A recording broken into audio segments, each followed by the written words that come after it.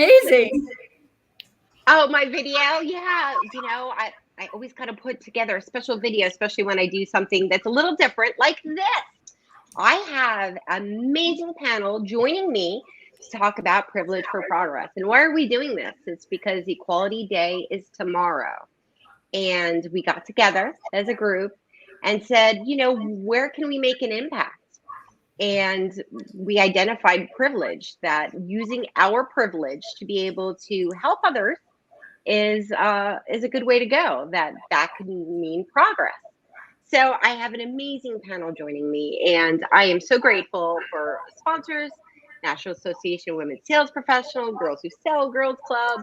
I'm a big fan of all three, but I've got some powerhouse women here to join me to talk about privilege for progress. So we're going to start out with everybody introducing themselves. I'm Jen Ferguson, if you don't know me. But if you're here, you're likely know at least a little bit about me. And I host LinkedIn Live. So I'm going to let everyone introduce themselves in case you don't know them and share what privilege means to them. So LB. Hello, hello. My name is Lauren Bailey. My friends call me LB. I'm the founder of Girls Club and Factor 8. And this is so fun seeing everything pop up. To me, privilege is about opportunity.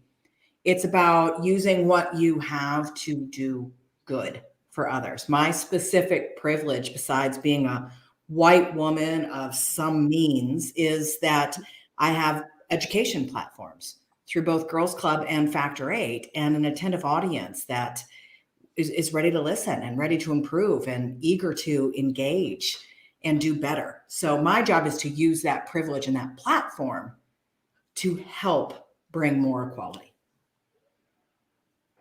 That's amazing. Thank you for sharing.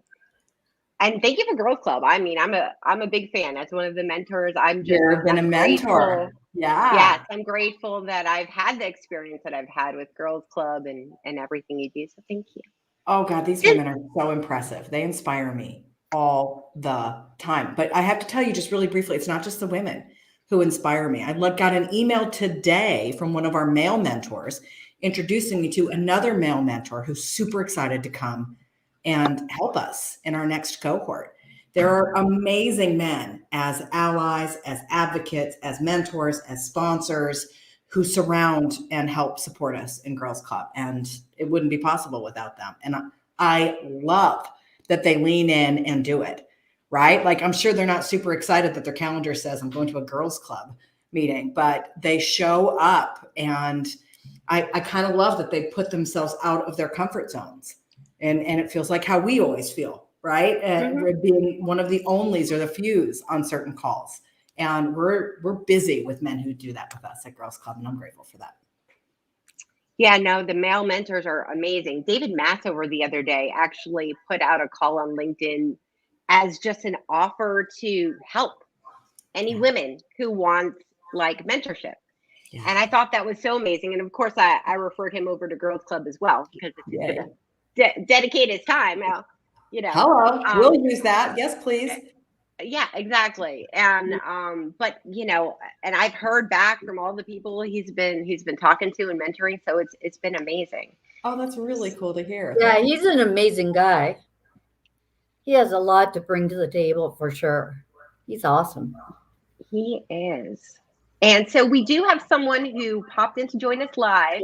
We're gonna go through the introductions and then give you a moment, Caitlin. Okay? So Cynthia. Hey, everybody. I am Cynthia Barnes, founder and CEO of the National Association of Women Sales Professionals. And privilege means, to me, unearned power that you use to help others. Damn, that was good. It's really good. Well done. Yeah. Unearned power. I think that's a mic drop statement. Right? Power. I think that when we think about privilege typically, especially those of us who are from historically excluded groups, we normally think of privilege as one race, one gender. And I think that when we start to view things from a lens that's a little fresher, we realize I've got privilege as who I am, regardless of race, gender, class, color, creed. And it's a misstep if I don't use that privilege, whatever it looks like, to help someone else. 100%. Yeah. That is such a good point. That is really great. Thank you for sharing that. And I'm a big fan of National Association of Women Sales Professionals. Some of those webinars that especially at the beginning of the pandemic, I don't know how I would have gotten by without some of that knowledge that I was able to take. There was a couple of them that every time I write an article, I refer back to a couple of these webinars that I did that I was just I learned so much. And that's what I love about all of the women's organizations, Yes. bring people together and really how do I earn more? How do I use my power? How do I do these things? How do I gain more confidence? How do I negotiate? Mhm. And man, it's been amazing. Yes.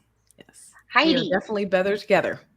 Yes, we are. Oh my gosh, those are hard acts to follow. I feel like okay, we're done. That was perfect. Thank you. Yeah, I'm glad you're next. I know, right? Yeah. So I'm Heidi Solomon Orlick, and I'm Vice President of Global Sales for VXI Global Solutions, but also the founder of Girls Who Sell. Lauren and I are doing a lot of great work together. I absolutely love Girls Club and the amazing work that you're doing there. And I just, hope that, Girls Who Sell can make our impact and contribution in building the early stage pipeline for women who are interested in a career in sales. So that's what we're up to. But the privilege for me, as I was preparing for this call, I was thinking about how to frame it or define it. And so I was thinking about ordinary privilege of being something that I, unlike others, don't need to think about very much. And once you begin to identify the areas or the things that you don't need to think about, like being a white woman or being a straight woman, or other areas, that to me is the core of where your privilege lies. And if you can begin to identify those areas of privilege and then think about how to use your voice to affect change in those areas, that's where we can really move the needle. So, because for me at the beginning, I was struggling of, outside of, what Cynthia said, it's not just race, it's just not just gender, it's not just color. So what is privilege, and how do you begin to identify what your privilege actually is, and as a starting point? And so for me, that's where I landed, was, there are just things that I don't have to think about on a daily basis that others do. Yeah. Right? No, it reminds me of a quote that I heard from sociologist Michael Kimmel, that privilege is invisible to those who have it. Yeah, right. That's perfect. If you don't have to think about it, then it's invisible. Right. You have it, but it's not like a tangible thing because you don't necessarily recognize that you have it. Yeah, I love that. I wish I had thought of that. That's even better. But that's exactly what I'm saying. That's the core of where I was headed. And when you don't recognize that you have it, you're not confident in using it. Can I just be honest about that? Yeah. Right? Like you don't always feel like, wait, who am I to say something? Who am I to do this? Who am I? And I think as women, to be perfectly frank, we struggle with that more than others do. But that's a topic for discussion we can get into after we meet our final fabulous panelists. Sorry about that. No, I mean the who am I thing. I mean that's imposter syndrome is an entire. We could spend a day. Yeah, we could spend a day. Yeah. Lydia, thank you for joining me. Thank you for inviting me. Hi, I'm Lydia Sugarman, and I'm in San Francisco, and I'm the CEO founder of a company called Ventive. which is a complete CRM platform. And even though I don't have an organization per se like these other ladies, one thing that we do is support female entrepreneurs with significant discounts. I discovered that, well, I mean, less than 3% of female founders ever get outside funding. And when you do get funded or you do go through an accelerator or an incubator, there are all these perks that nobody talks about that are not available to people who don't get funded. And those people are women. So you don't get the discounts for CRM or for trouble ticket software or marketing software. So that's what we do. In terms of privilege, you know, I've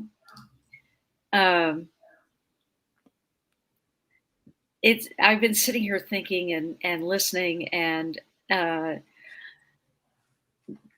growing up where I grew up and when I grew up, you know, I did always feel privileged, and I grew up in Kentucky, and it seemed like it was part and parcel of my life.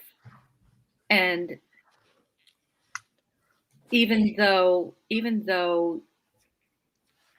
there was always a certain amount of guilt associated with it, it was still, you know, this is my life, and this is, you know, it came with the territory. It came with being, you know, a white kid growing up in the South. And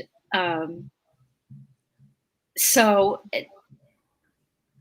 recognizing that and trying to live my life in a way that I recognize that and don't perpetuate that in my personal life, and standing up and speaking out. I discovered when I moved to San Francisco that New Yorkers are a lot more liberal and inclusive than San Franciscans, even though they think they are.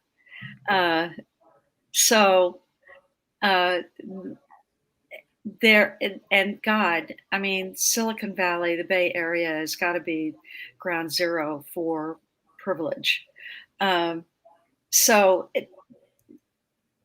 Standing up and speaking out at every opportunity is how I try to use my privilege to make the world a better place.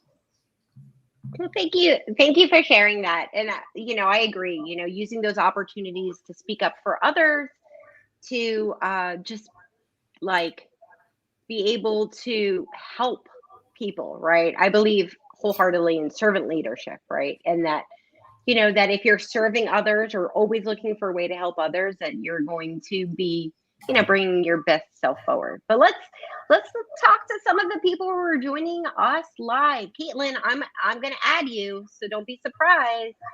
Let's go, girl. Caitlin, Sure, thank you. Thank you so much for joining us live. Hey, Caitlin. Absolutely. Hi to all of you.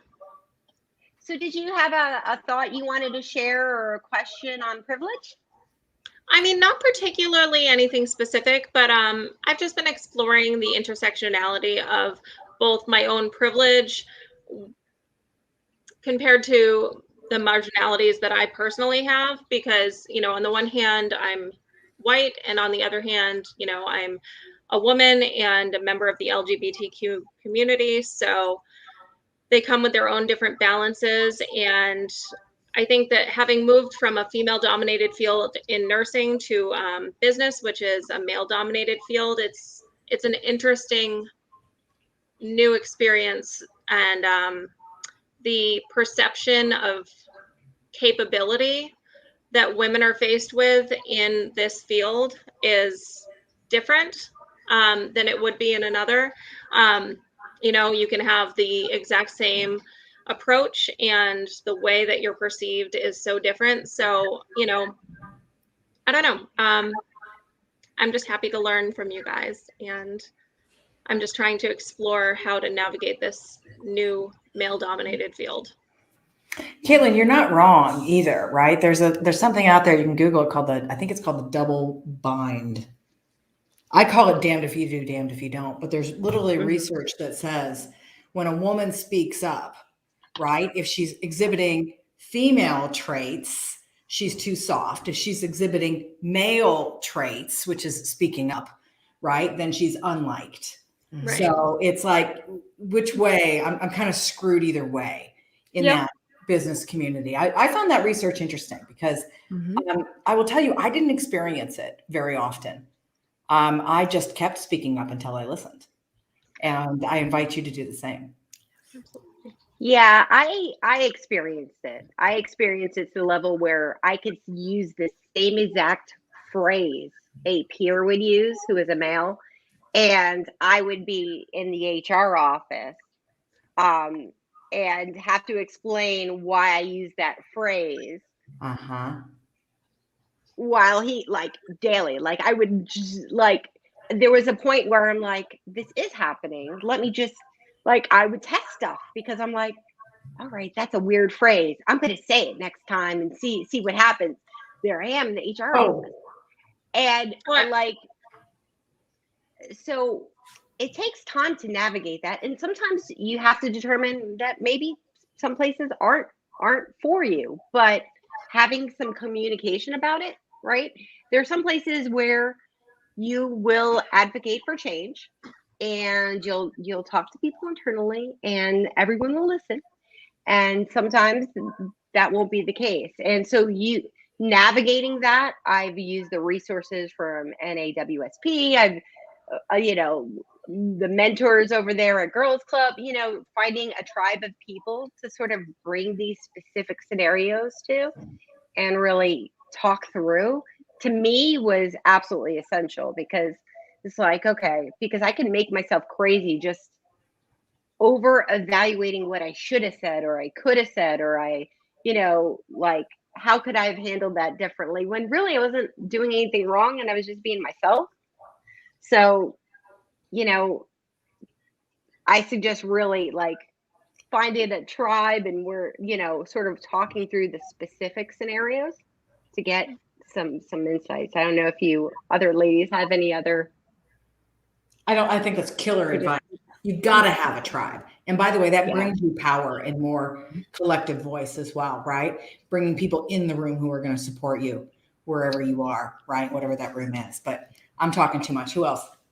No, I was just trying to think about how we might tie that back to privilege, right? The conversation on privilege. And I think that level of scrutiny is really important to think about, right? I found some research that I also found a bit, it was actually more related to men, but it was also related to recruiting specifically about, if a white male hires someone that looks like him, or maybe even somebody that doesn't, there is absolutely zero impact on his performance evaluation. But if a non-white male, and I think this would relate to women as well, if a non-white male hired someone that looked like him, called into the office, questioned, scrutinized. So why is that? And then it even compounds if you're a woman, woman in the recruiting side of the business, right? So I don't know. I was just trying to connect the dots between that and privilege, because I do think that there is some sort of inherent privilege, and bias in the hiring process. Well, yeah, and I would suggest, so if we're tying it back to privilege, right, and we're thinking at your company, who are the women who are in leadership positions or positions where you can seek out mentorship with them, for your specific scenario that you're talking about, Caitlin, but also you know, talking to those women, we're on LinkedIn Live in the business community, that they realize that if they are a woman in a leadership position, that it is their responsibility and their privilege to be able to lift up other women. You know, I Right. used an example on one of my LinkedIn posts of the HR person who, you know, someone will go bring a complaint to them, and like, this person doesn't smile enough, or this person is more aggressive, right? And that HR person then has an HR meeting, as opposed to stopping and considering, wait a second, I need to understand this more or investigate more. So as HR people, but also as leaders, like internally thinking about how we look at things, and when we're not taking into account all of the possible perceptions and all the possible biases that could come into play. Right. Is that helpful, Caitlin? Oh, certainly. Yeah. I mean, for myself, I'm mostly exploring that intersectionality between my own experiences, but I do also wonder just how we can lift up our marginalized peers without and letting them lead rather than trying to take over and be, you know, that savior complex. Yeah. It's an interesting thought. Like, where can you allow people more space or opportunity? So, well, thank you for sharing your question and joining us live. We do have one more person who has popped in. So let's just see if Carolyn has a question or a statement. And thank you so much, Caitlin. Thank you.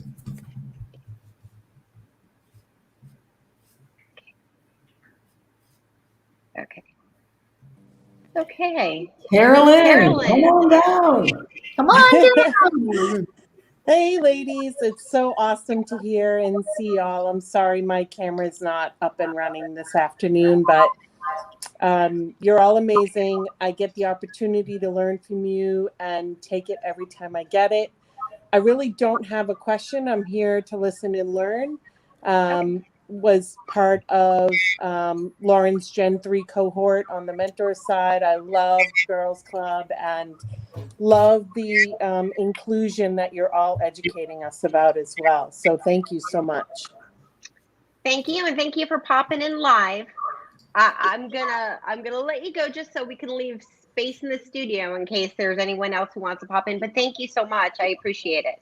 Thanks, Carolyn. Mhm.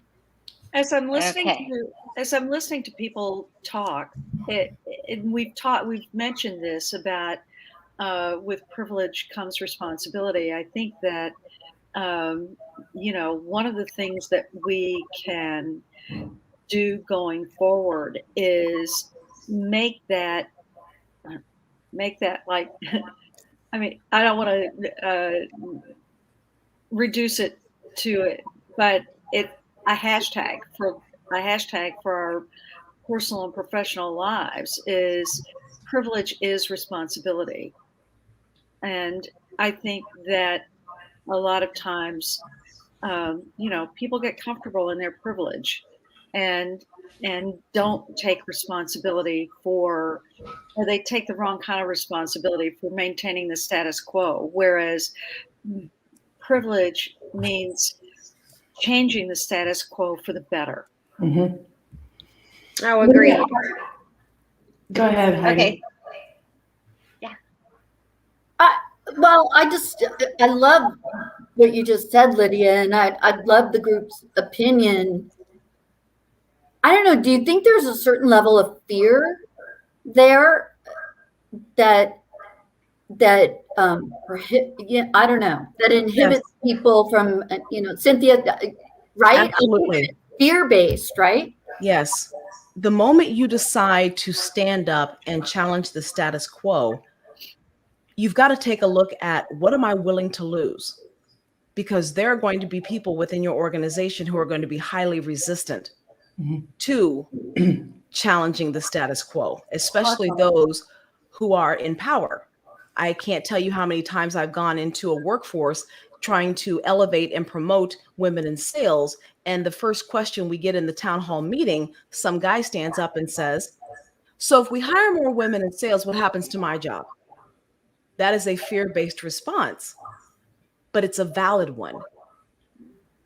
So we have to take a look at when you decide that you are going to use your privilege to level the playing field, there are some questions that you have to ask yourself. I would challenge whether that's a valid question, particularly if he's a sales, if he's His feelings are his facts. That's well, what, yeah, that's the only valid. his feelings are his feelings. What happens to his job is entirely up to him. If he's doing a good job, if he's making his quota or exceeding his quota, then he has nothing to worry about. If he's been coasting along, if he's been coasting along because he's a white guy and he's a fraternity brother of the VP of sales, then he deserves whatever fate he gets. You know, that isn't even an argument for consideration. It is actually. Well, it because is, though. That is his Yeah. perspective. And if he becomes a leader, then that perspective flows downhill. So even though I may not agree, and we may not agree with his perspective, we may say it's off base, we owe it to him and respect him enough to say, that is your perspective. Let's look at this through a lens that's a little fresher. But that is some of the, my point was, when you are prepared or think you are prepared to challenge the status quo, to use your privilege to question how things are done, you will have resistance. And you have to ask yourself, what am I willing to lose to advocate? You know, In my case, I was willing to get fired. I was willing to go into business for myself. I think that for most people, it's not even everybody about can the do that. fear. I understand that. But that's what I was willing to do. Lydia, I think Lauren had a thought she wanted to share. I think that's super brave and I applaud it, but I'm going to be a pragmatist for just a moment. 90% of the white male VPs of sales that I know, which is in the hundreds, right? In my networking, I came up in sales, right? It's not about fear. It's about time, right? We literally had a segment on Girls Club where we had guys who built some of the most epic boys clubs I've ever been around. And we said, what the what, right? How did this happen? How did you get there? We called it the Unintentional Boys Club. And what I heard from them and what I hear over and over and over and over and over again is, I would love to hire more fill in marginal class line here, right? Like whatever it is, right? Sexual orientation, color, gender, what I would love to, they just don't apply. So the message I want to send is your privilege, your unearned power, thank you, Cynthia Barnes, means that you have a responsibility to take action, that you need to be willing to lose your comfort zone and your time and some money to go and fix this, right? It's not, your privilege means you can't sit back and say, I'm doing the best I can, which is nothing, right? That's unfortunately what I see most. I'm not trying to not hire these folks. I'm not trying to not promote. I'm not trying to be a bad guy. It just, they're not coming to me. So what we say is go find them. Yeah, I've used this analogy earlier, right? I'm taking my daughter to preschool for the first time, and she's an only child, and she gets to the toys, and they're all hers, and she has a sense of entitlement, right? This idea that if you have privilege or you have an entitlement, the idea of equality sometimes can feel like oppression to you, right? To that guy who's asking that question is like, well, what's wrong with me, right? And it's the same thing as my preschooler who goes, well, what do you mean I got to share? I don't know nothing about sharing. They're all my toys. That's right? my experience. And it's their perception. Yeah. And I don't think it helps us to hate on them.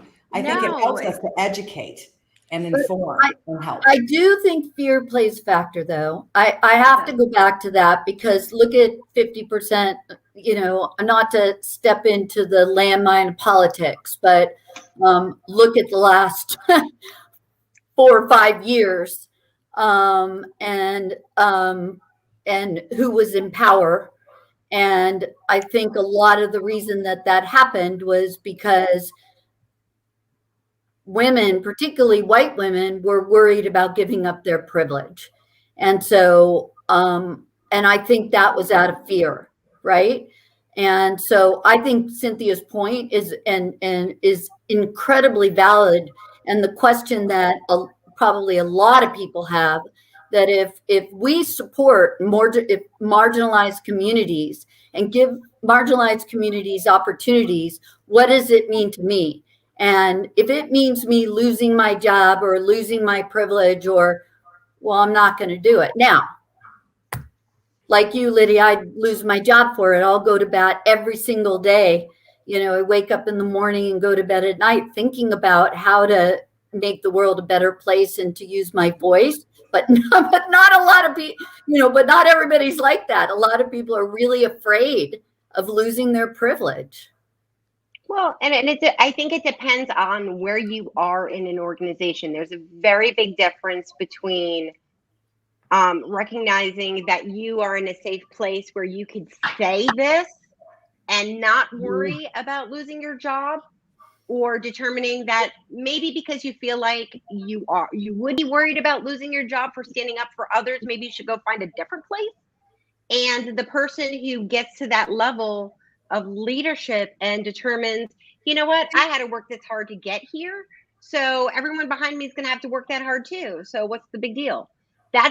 Those are two very different things, right? And there's always going to be, when you're pushing against the status quo, there's always going to be fear to some extent, whether that fear is legitimately fear or if it's fear just because it's different and out of your comfort zone, are two different things, right? Mm-hmm. So it goes back to culture and psychological safety, and whether you're in the type of place where, okay, maybe I am the only woman at the table. If I say this, they're going to embrace it. If I say it, they're just going to be like, you're going to get kicked out, go look for a new job and say, this is how I feel, and knowing you're going to get kicked out after you've already got something is two different things, right? So there's a lot there. So we're covering a couple of the different questions we have in our agenda. I just want to remind everyone in the audience, if you want to hop in live, that there's a comment in the string there for you to hop in. But we do have some questions here, perception is reality. So someone agreeing with Cynthia here. Then we've got Sophia. It's selfish not to be willing to give up your privilege if it means your children and theirs have a better shot of living in a world where there aren't race wars and there aren't political differences vast enough to disinvite your neighbor from dinner. And I agree, right? I do agree with that. Sophia. The thing is, right, you have to use the privilege, but there's also the recognition that, okay, if that when you stand up for yourself, you're going to be fired, then preparing yourself for that eventuality is also a reality, So being aware of that, I think, is important. But yeah, I 100% agree. Jen, can I make a comment? Yeah. So tomorrow is Women's Equality Day, correct? Yes. This conversation has actually shifted from equality to equity, right? Mm-hmm. So equality is, I invite you over to my home, and there's the 5 of us, and I offer you a plate of meat, potatoes, and veggie. Equity says that if Lauren is a vegan for health reasons or for preference, I'm going to offer her a vegan meal because she needs that or prefers that to thrive. Equality, we've all been given equality through affirmative action, through laws, through regulations. The equity is giving someone the tools they need to succeed, and equality doesn't do that. Mm-hmm. That's an excellent point. So I Did anyone- encourage those Yeah. of us with privilege to examine our verbiage when we're talking about equality. We want equality. No, we don't want equality. Those of us from historically excluded groups want equity. Equity. I love that. Cynthia, it's very rare that you open your mouth and something brilliant doesn't pour out. That was so good. And you could It tell, was. I mean, we're all quiet for a minute, right? Because it's sinking in. But I feel like that's exactly what we were saying earlier is, hey, everybody, right? Like, okay, you've checked the box on equality. Well done. You're you know what I mean? You're officially doing everything you're supposed to do. But what do you have an opportunity to do to provide equity? Yeah. I want to take this opportunity to tell a really, really quick story, and I think this will relate to your agenda, Jen, so bear with me. But I have a friend named Brian Campbell, who is a sales VP, and he was telling me a story about how he went into a software company, and he had a team of about 6 directors. One was a woman, the rest were men. And he noticed right off the bat that woman was making about 65 cents on the dollar compared to the men. Were her teams performing less well? No. Was she hired disparately, differently? No, right? None of that was the case. And he was like, what a great comment. Yay. C for P, Cynthia for president. And it was just total crap, right? Now, was it his fault? No. He inherited the team. Did he have to do anything about it? No. Was he breaking any laws? No. Was there equality there? Yeah. Was there equity? Hell no. And on his first week on the job, he went and he said, this will be fixed. He fixed it, back paid her for 6 months because it was the max he could do. And Nice. still following That's him amazing. everywhere now. That's Right? beautiful. Deserves He it. didn't even know what was happening. But Yes. he had privilege in his power, Mhm. and he used it for equity, not just equality. Love That's that. what it's supposed to be. And when Yeah, we talk whatever. about this is going to hit some people wrong, and I apologize in advance. My intention is not to ruffle feathers, to offend or unnerve. I want to start a conversation, a candid conversation from my lens as someone from a historically excluded group. Mhm. Who would you guess, which group of people would you guess were the largest or the biggest benefactors of the civil rights movement? Who would you guess? Probably white women. Yes. Yes. And that was brought to my attention by a white woman who said, we have, and these are her words, we have done a great job of using affirmative action for our benefit. Mhm. And we have done a terrible job, again, her words, of reaching back to help those historically excluded groups to benefit from the programs that were designed for them. That takes strength to say that. That takes guts. That takes vulnerability. But I love her for saying that, Me too. not because she educated me. I can't go up to any of you and say, well, you know what, you've got more rights than I do, and you've got more privilege. That's not for me to say. I would only hope that I could influence you through my love and my actions and my willingness to collaborate, to say, or to encourage you to look in the mirror and say, what am I doing? And we all should ask ourselves this: what am I doing as I aspire to rise up to reach back? Mhm. That's what it's all about. Because if it stops with us, that is the greatest injustice. I would say that you are perfectly within your rights to say you have more rights, you have more privilege. What are you going to do to make things more equitable? I think you're absolutely within your right to say that. Well, And we're all within our definitely rights. within your right, but there is a, but again, now we get back to privilege and responsibility, because you are in a position to be able to express that to people who are in positions to affect change. And maybe that's part of my inner critic telling me, don't speak up, don't say this, don't say that. And because I am in a power, we're all in positions of influence. Right. And perhaps, Lydia, there's an opportunity for me to say, you know what, I can't speak up. There's part of me, though, that says, don't ruffle too many feathers. Oh, fuck that. Well, and I love that you said that. And don't say, I don't hope you tell me who it was who said that. What? I'd love to know who it was who said that. Who was the person who said that to you? I believe it If you was could Jen share. Grow on one of our she's from the University of Wisconsin, I think, Jean Grow, and we were having a conversation about race in America right after George Floyd was murdered. Yeah. Yeah, that was a Because I powerful think panel discussion. Yeah. Yeah, I mean, I think that's just, it's amazing to put that out there, to recognize it, and to say it. And it is the things that make us vulnerable, that those are the things that we need to recognize, right? So thank you for sharing. You guys, right during that time, I want to underline the fact that it can be scary, right? And that we don't always feel entitled to speak up, or like we could or should or want to. Right during that very same time, a young Black woman on my team called me out for not saying anything. And my first reaction was, who am I to say something?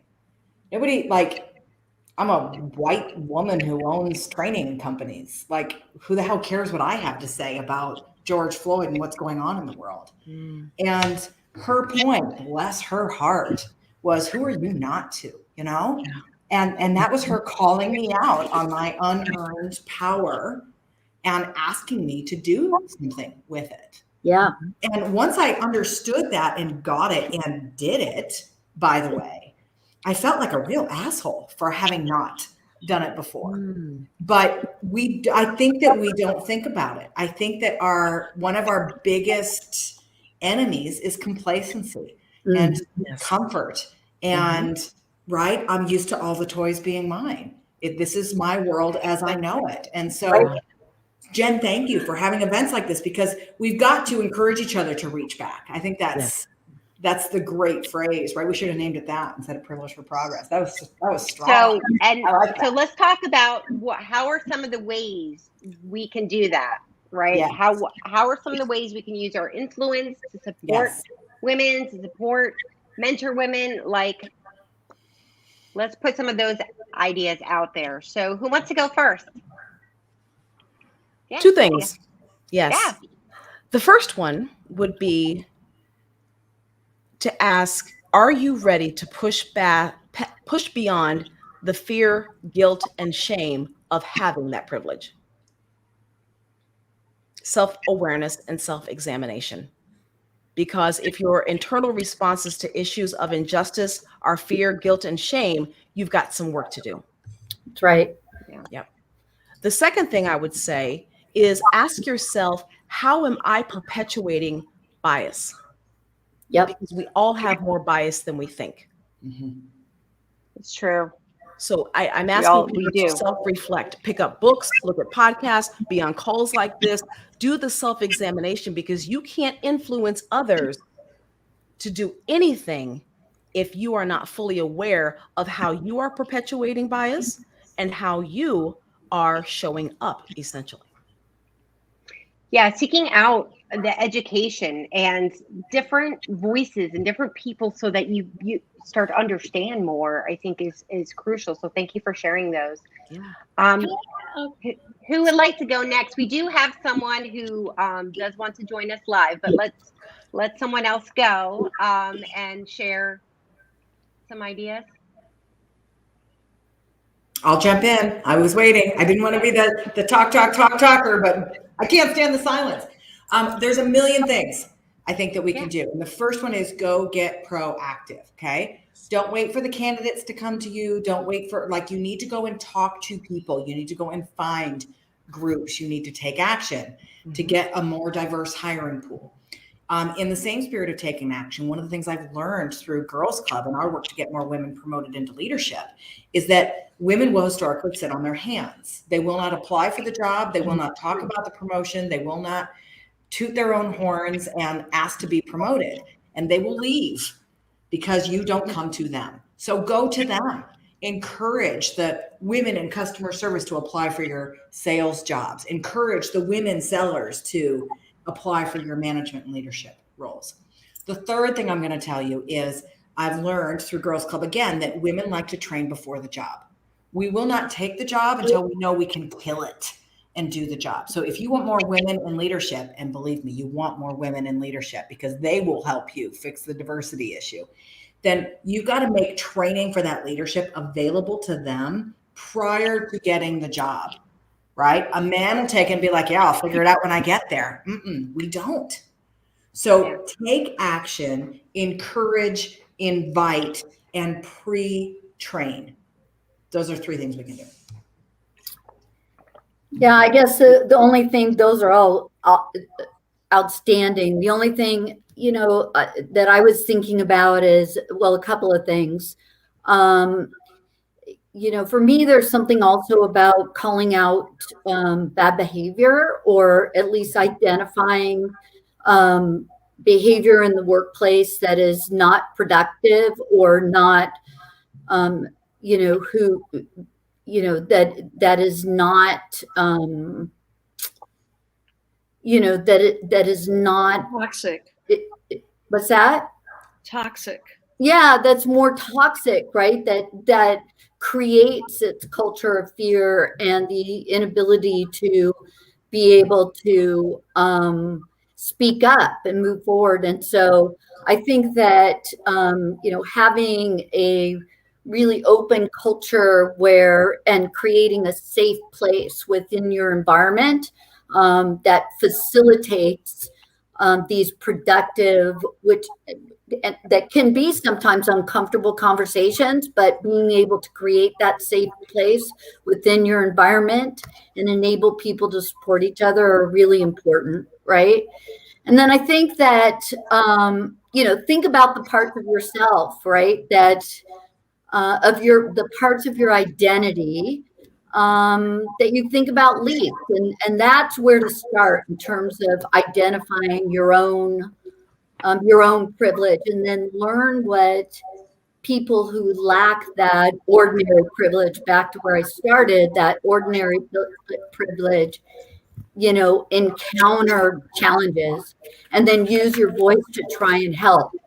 But I think we also, as individuals in positions of privilege, and this goes back to what our first speaker who joined us live said, and I don't want to lose this thought, that we want to be sure that we don't overstep, right? And speak for others, that we have to be thoughtful to the communities that we are trying to pull forward and that we're trying to represent. Because I do think that that people who don't share the same privilege need to be the center and lead the conversation. And we need to be the support network. My personal opinion. I love what you said. Yeah. I do. Can I jump in real quick, Jen? Yeah. Or do you need to? Let me tell. Okay. So I like what you said about identifying those things that are inhibiting or prohibiting progress. What if we were to take it a step further, and for those who want to be advocates, look at policies and procedures that hold historically excluded groups back. Bring those to light, because unless the system within a company is changed, people are going to get into positions of leadership over and over again, and they will refer to those policies, and those policies will prevail. Give 3 examples. I agree. I'm sorry, Lauren, just one thing, because I agree, Lauren, we got to get more women to apply. We want more women in positions of leadership. But to Cynthia's point, if we do not fix the culture, and then they're going to leave. They're not going to stay, right? And so I do think that there is a responsibility to individuals who are in positions of privilege, to the example that you gave, Lauren, which was just so brilliant, like, of him changing her pay structure, right? And then There's back, an action. right? There's an Like, action everybody can take. No Yeah, check to pay. right? Like, he should be the poster child for, but I totally agree with you, Cynthia. I think the culture needs to change, right? And women Yeah. have an integral part in that. Mm-hmm. We have more power than we acknowledge. Mhm. And I think that there's an opportunity for us to say, okay, now what can I do? So you were going to say something, Lauren. Well, I wanted you to give examples. I think that there's people listening that are saying, oh my God, I will totally do that. Now, what policies should I check? What policies and procedures in companies historically hold back? Hey, Hiring, One, right? What else? hiring, pay, training, sexual harassment. Mhm. Sexual harassment, let's say that you are a woman in sales and you are sexually harassed at the hands of a prospect or a customer. 99.9% of the companies out there will protect you against bad behaviors within your company, but do not have policies for external. It's a really good point. Love it. opportunities for promotion, Yes. career I pathing. asked a panel of, how are we doing on time, Jen? We're running a little Okay, I'll behind. save it for the next one. I'll save it for the next one. Well, and no, I want you to finish your thought on that, because I think it's really valuable that we cover some of those things to take a look at. I think Yeah. that's, I'll leave if with you this could- tip. yeah. What if those of us that have privilege within a company were to start a celebration chain where we, with privilege, and I'm speaking to all of us, called out something that someone from an underrepresented population did, and did a shout out, just a quick email blast to the team. Hey, did you see what so-and-so did? Mhm. We are then speaking up for someone who may not be comfortable speaking up for themselves. What if we were to say, you know what, this prospect really isn't good for me, but I'm going to give it to someone of a different population. I'm going to give it to someone who doesn't look like me because it may be a better fit. That's using your privilege to move the needle rather than just lip service. Love that idea. Yep. And of course, we want to include trans women and non-binary people as Yes. well, the Yes. intersectionality. So many good comments. Yeah. Oh, and I'm going to totally have to come back here into the comment feed to make sure I respond to a lot of these, because there's so much in here. But let's add Mandy. Mandy's been patiently waiting. Mandy! Hi, Mandy. Hi, Mandy. Hey. Everybody knows Mandy. We do now. So, Well, I Mandy, did think you want to share a thought or a comment? I did. Okay. This is something all of you already covered. I just want to make it applicable to maybe smaller leaders. So I'm not a big leader. I'm not a C-suite. I'm not a manager. I'm a supervisor. But when LB was talking about women often need to be, and I would say not just women, but also newbies, like people that are just out of college or people that maybe are changing career role midstream, like maybe when they're in their 40s or 50s and they're changing to a totally different role. They want some practice before they make the big leap. Right. So something that I did with my team, I have a customer service team, and I wanted to give them the opportunity to work on upsells so that we could work on becoming a revenue generating service instead of a cost center. And as we've been working on that, like some of them were really, they did not want to do it in the beginning. They hated it. But they tried, and then they tried consistently, and they got positive feedback from me consistently. And as we raised their profile, they tried harder. And one of the people on my team was crushing it. Like half of our upsells were all one person. And so I told her repeatedly, you're killing it. You're great. You're connecting with our customers. Like, you ought to go for a sales position. And she was like, I know, but, and it's that thing that a lot of customer service people have where you're security based and risk averse. So like, you're good with customers, you can upsell, but you don't like the unsurety of commission. It's scary when you're used to, like, even though you make less as customer service, it's scary to go into commission land. And so it took about 6 months to get her comfortable, but then she finally made the switch in January, and now she has been at or above goal every single month. So, like, for those of you out there that maybe you don't have a big title, or maybe you don't have a title at all, but like maybe you are seasoned at your job and you see a new person come along, like you can encourage them and reach back even if Yeah. you're not at a leadership level. Like you can totally do that. I'm so freaking proud of you, Mandy. Well done. You changed a life. Yeah. That's awesome. Yeah. No, it's Awesome. amazing. Well, Trina deserves a shout out because she was killing it. So Girl, woohoo! Yeah. It's I want to great. recognize Sophia Coulter, who's been posting some incredibly wise comments and quotes from her mother and other people throughout this hour. I don't know if she's put her hand up to be on camera, but I just wanted to thank her I particularly. know. I want to meet you, girl. Come on. Get on camera. She's been on one of my ladies' happy hours, so she's not a stranger to LinkedIn Live. So Sophia, anytime you want to pop in, join us. Brenda here also says, by the way, all watching this live or in the playback should share the video on LinkedIn and tag the speakers. We can all do our part to spread the word. So that was very nice, Brenda. Thank you so much.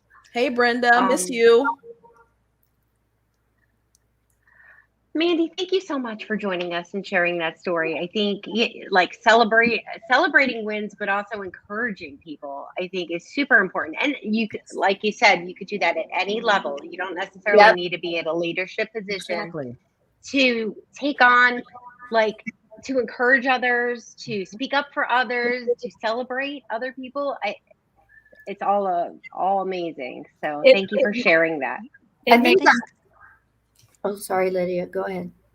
I was just going to say to Mandy, it makes such a difference. One of the most incredible things that's ever happened to me was one day on LinkedIn, I had somebody sending a request to connect, and it was a woman that I'd worked with 20 years earlier, and she was just out of school. This was like her first or second job. She came in as a receptionist, and it was a startup in the entertainment industry, and she thanked me for working with her to get her comfortable in her job that she did so well, and for giving her confidence, and that was like the greatest reward. That happened more than 15 years ago on LinkedIn, and I still remember it, obviously. So that's the reward that we get for using our privilege. Yeah, I always feel so good about when I'm able to help support someone and give back. Like, I love being a mentor for Girls Club, but additionally, like, I have strangers who reach out to me in the weekend and be like, can you help me with this? And I will totally do it. And it's because I want more people to succeed. I was totally blown away that she remembered that it's awesome. Because I was just doing what I thought was the right way to bring somebody into a company. Anyway. Yeah. So we have Sophia. Sophia is joining us. Sophia. Yay. Hi, Sophia. Hi. Hey, Sophia. Thank you so much for all of your comments. You've been sharing some awesome quotes and stuff. So do you have any thoughts or questions or anything you want to share with us, like live, now that you're here with us? I guess my biggest thing is, this is a subject that I'm very passionate about. I've even considered possibly even taking a role in politics. Yes. Yes. Why not? Yes, please. Why not you? I mean, my background gives me a very broad overview of the subject. I'm biracial from the South. in leadership, and I have a daughter that is transgender. Being a fence has been my role my whole life. Making people stop and wait and think before you speak is a very strong point of my being. We deserve better. And how do you make better for yourself? You step forward. Yes. Mhm. Sophia, we have seen recently people with zero skills step into politics. Zero. I'm here. Yeah. So when the next time you say to yourself, yeah, I may do it, I may not, I want you to pause, take a deep breath and say, why not me? Okay. I've Yep. got a few years. I've got young kids still. Once they get up a little bit and can stand the heat, you'll see me again. Go for it. Sophia, I support you. Yeah. I know you. I support you. And 100%, I could totally see you in politics. Totally see it. Love it. Change has got Love to it. come, and I will help bring it. No problem. Great. I've let time run away. I'd say Somehow. don't delay. If they're that young, they don't know. They're not going to know about the heat, and it'll just be a natural part of their lives. We need you. Yes. Yeah. We need you. We need you now. Yes. We need your voice. Yep. Use your voice. Okay. Oh my gosh, is the hour up? Yeah. No, that's why I'm trying to. I'm like, oh man, we're at. I don't know how we got to 8 o'clock suddenly. It really did happen suddenly. But I want everyone to have an opportunity to share final thoughts. Mandy, Sophia, thank you so much for joining us. I can't wait to vote for you, Sophia. Since we're both in Florida, I'm totally voting for you. And I'm so glad you popped in. So thank you for that. I'm going to let you go though, so that we could wrap up and have final thoughts. And thank you so much. I love it. I love it that people popped in. All right, ladies. Final thoughts.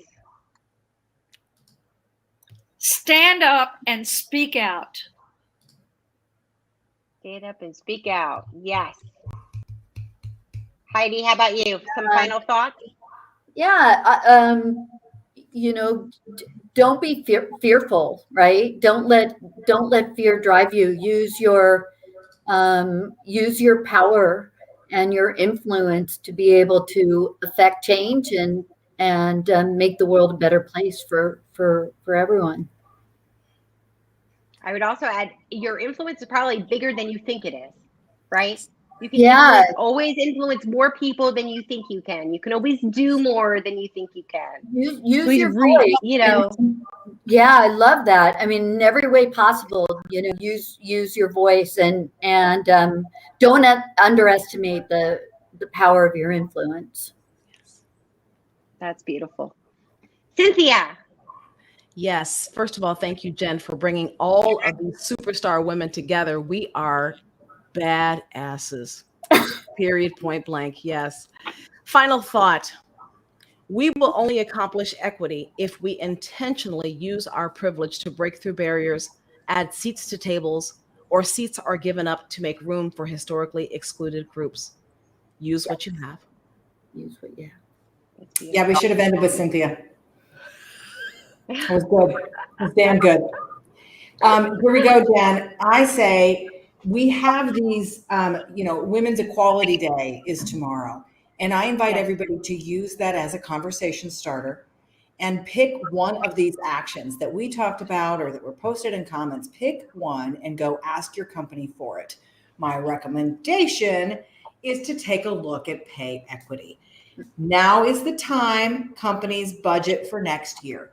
What a wonderful intersection of Women's Equality Day and budget season next quarter, where we're going to ask our leaders to look at it and make it right.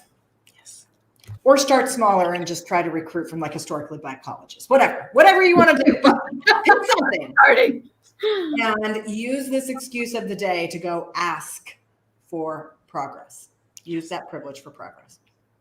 Yes, that's an excellent point, right? Action. Yes. Actually doing something. So thank you for sharing that. And thank you, ladies, for joining me. I'm so grateful to have this conversation, to get everyone's different perspectives, to have the people from the audience hop on and join us. You know, one of the things that I really like doing with this LinkedIn Live is trying to showcase as many people as possible, because I feel like that's a privilege that I have access to this, and I just want as many people to have the same opportunity to share their thoughts, whatever they are. And so, you know, I hope everyone takes the opportunity, again, like LB said, to really internalize and think about where can you help others, whether you're in a leadership position or not. Where can you support others? Where can you celebrate other people's journey and their voices and give to others, and just lead more with heart and vulnerability. So thank you so much, everybody, for joining me. If you think this conversation was valuable, please share, like, comment, do all the things you like to do, whatever. But I'm grateful for all of you ladies and for the way that you all lead the way in equality, in equity, in getting more women into leadership positions. And I appreciate all of you and look up to you all. So thank you. Thank you, Jen. Thank All you. right. All right. Thank you. Appreciate Good night, it. everybody. Bye, LB. Bye, Heidi. Bye, Lydia. Bye, Bye. Jen. Thank Bye. you.